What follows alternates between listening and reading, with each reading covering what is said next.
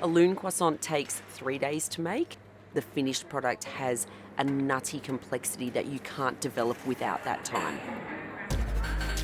My name's Kate. I'm the founder and the co-owner of Lune Croissanterie in Melbourne. We have the headquarters in Fitzroy, a CBD satellite store as well.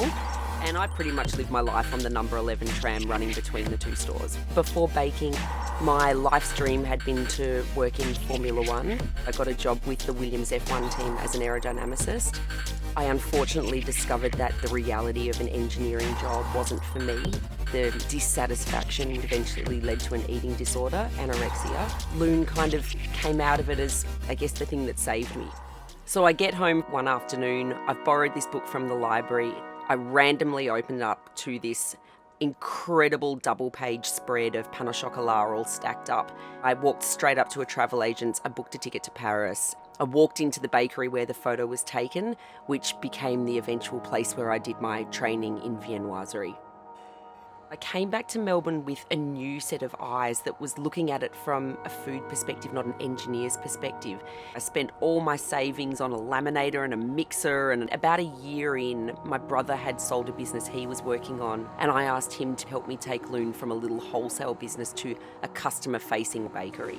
And it was at that point that Lune really started to kick off.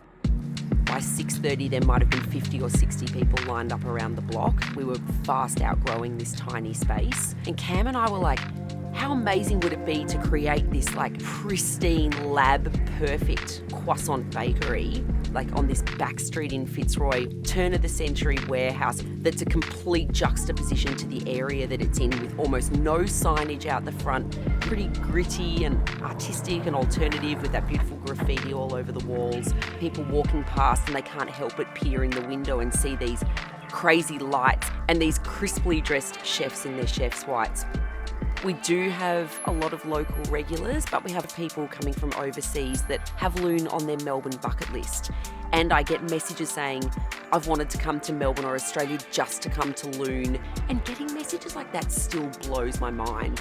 I think from a food perspective, Melbourne's one of the best cities in the world because there are a lot of examples of businesses that the business owner puts on the apron and walks out. And I think no better example of that is Napier Quarter, whether it's having a coffee in the morning or a cheeky glass of wine at night. And Dan does the day and Simon does the night. I might hit up 3 or 4 of my favourite places in one night and have a snack and a drink, and then maybe go out for some dessert or another drink with a friend. And I don't know if many cities in the world do it as well as Melbourne does. I love food. Only the beginning.